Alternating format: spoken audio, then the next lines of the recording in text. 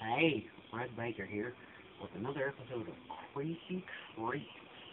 Today I'm going to talk to you about the Creek people.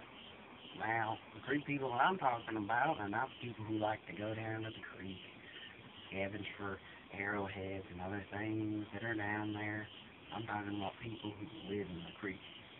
These are homeless people, or sane people, or other transients that just kind of, fell off the map. Low government's radar. Well, we have to pay taxes, so that's plus.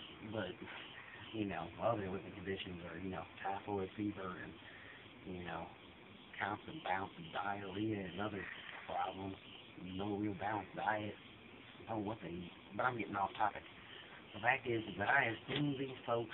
They live in the creeks around Missouri, at least. I'm sure they live in other creeks around the United States, possibly even the world.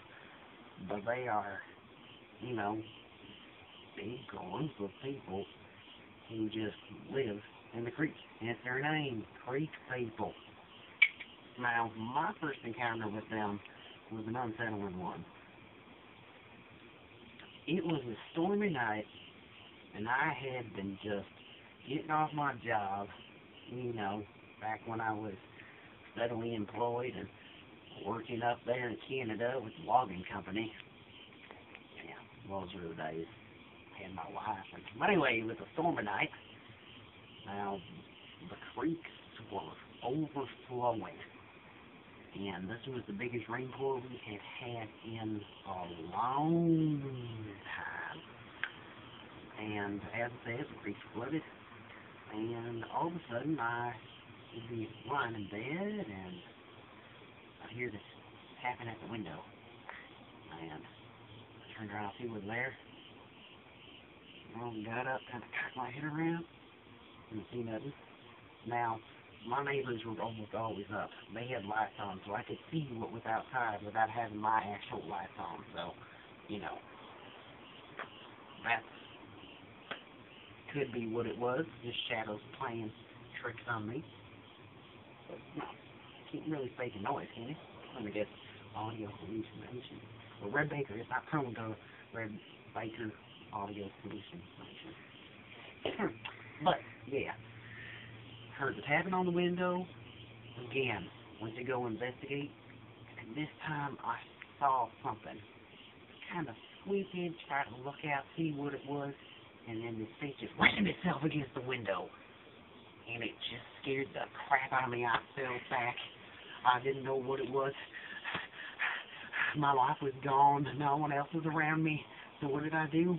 Red Baker does what he always gets to do. He starts wanting to fight. See, I went in and I grabbed my shotgun. I ran out there. I saw the son of a bitch. Turned out to just be some old dirty woman.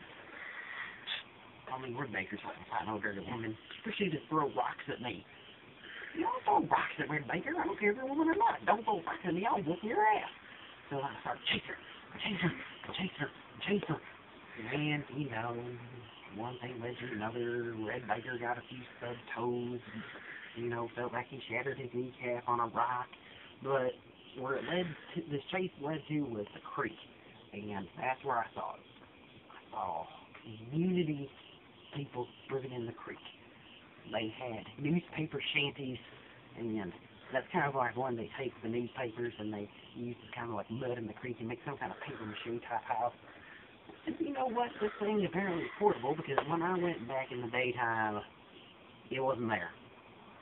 But yeah, I didn't really stick around to see it because, Red Baker one-on-one is fine. Red Baker hardly is going to try to take on 10 people. Unless he's got a little hooch in him. Man, he'll take on anyone. Take on Bigfoot, Mothman, any of them motherfuckers. But, yeah. So, I'm guessing these people were just scamming for food, probably tapping on my window to see if anybody's there. Maybe they are behind some of the robberies that happen in places. Just trying to survive. Red Baker can respect that. But you don't throw rocks at Red Baker. Well, I see those creek people again. They're going to know what's coming to them. So, watch out for the creek people, and you have a nice night.